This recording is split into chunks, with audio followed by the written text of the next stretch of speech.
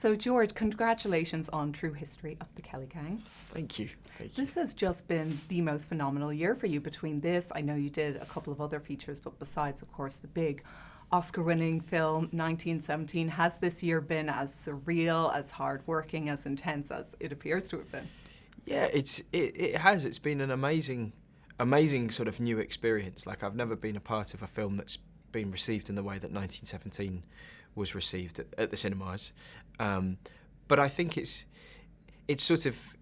funny because both True History of the Kelly Gang and 1917 mean so much to me personally, creatively, professionally. But it is funny to kind of be on the inside of the handover point, because the truth of True History of the Kelly Gang was that was the most sort of profound happening for me in terms of an experience of work. But that happened 2 years ago, and so for people to be going, this is like kind of, is this not the craziest year? That was the craziest winter of 2018 in a way. But it's and the new thing is the sharing of it with people. But because of how much it means to me, it's just, I'm so pleased it's getting the release it is now. Was there much similarities in the preparation for both movies? Because I'd imagine they were both quite intense in their own way, but 1917 was probably a bit more extensive as well. Yeah, to be honest, I couldn't have done 1917 without the experience of Ned. There were similarities, there were parallels in the rigour. Like, I think both Justin and Sam offer up the opportunity to really go at something.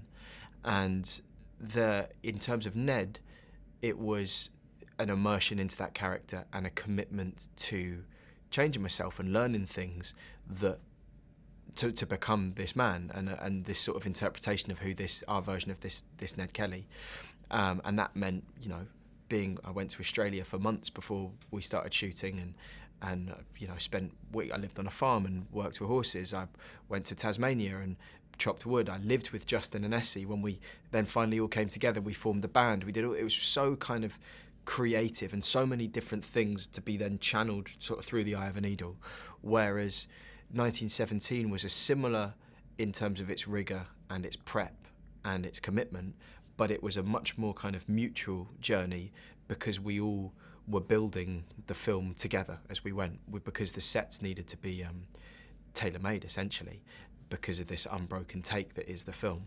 And so that kind of working as a company, it felt a bit more kind of like theatre, where in a way True History was kind of sometimes quite isolating as well as very collaborative. How did you find the emotional aspects of the role in True History of the Kelly Gang compared to the kind of physical requirements for the role?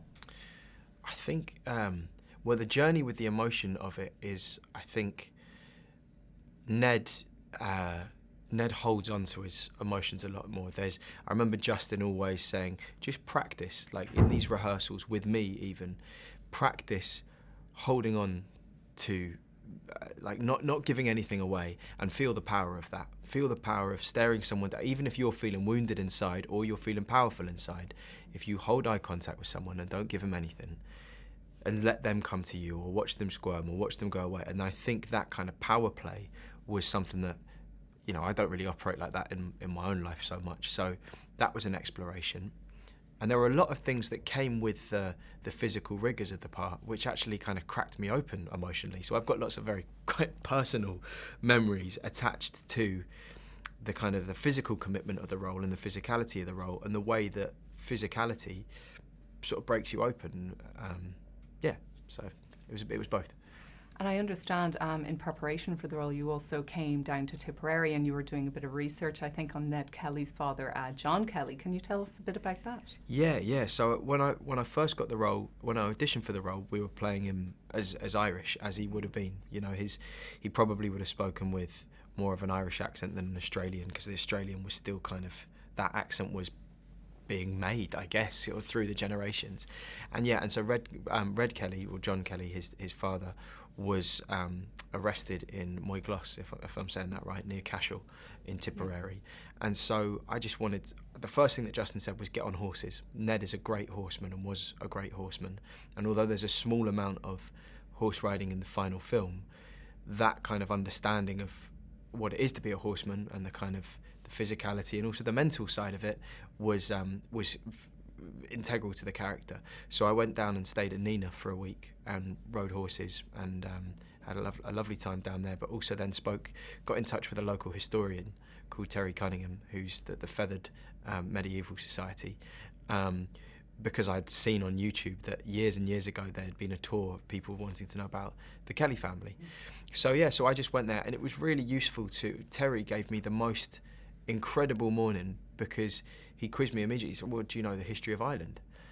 And I said, no, I don't. And he gave me a history of Ireland, and the betrayals up to this point is such a huge part of this history, and especially in terms of the English. And that was so informative as to the way that the film is about kind of things carried on from generations and the through lines, and quite often in this story, pain as well, like the wounds that are carried on and passed down through generations. It was really useful to then go to Tipperary and get a better sense of, because also in the book, Ned's Irishness is a huge part of his identity, and also a huge part of why he's subjugated the way that he is. And so to have a kind of broader understanding of that was really valid. Definitely. Just looking back on kind of 1917 and just these past couple of months for you and everything, you were also a part of Oscars night, and I'd imagine that was such an amazing experience, to be part of like the glamour and everything like that. What was your favourite moment or memory from that night? Favourite moment? I tell you, like, it's just a really thrilling room to be in, because the main thing is like, I didn't have sort of particular kind of, profound conversations with, like, I'd love to have said that I had like a heart-to-heart with De Niro or something, but like, it's... Wouldn't we all? Yeah, I mean, any room. But it's more that you're in this room celebrating a year's work for all involved, and you're just kind of seeing all these people that have kind of been with you your whole life, in terms of you've watched their films, and suddenly you're seeing them in the flesh, and suddenly you're seeing Tom Hanks and and De Niro and Scarlett Johansson and Al Pacino, Brie Larson, like all these kind of great makers, and it's a really sort of amazing feeling to sort of see them just there. Brilliant. And what are you looking forward to next? Very last question for you, George. Next, I'm in rehearsals at the minute for a film that's going to be filmed in Howth. A film called Wolf by a lady called Natalie Biancheri, who is an Italian director, but also lives in Ireland. And this is a film about a young man who believes he's a wolf. We're very excited to see that, and congratulations on this and on your last year. Cheers, thank you.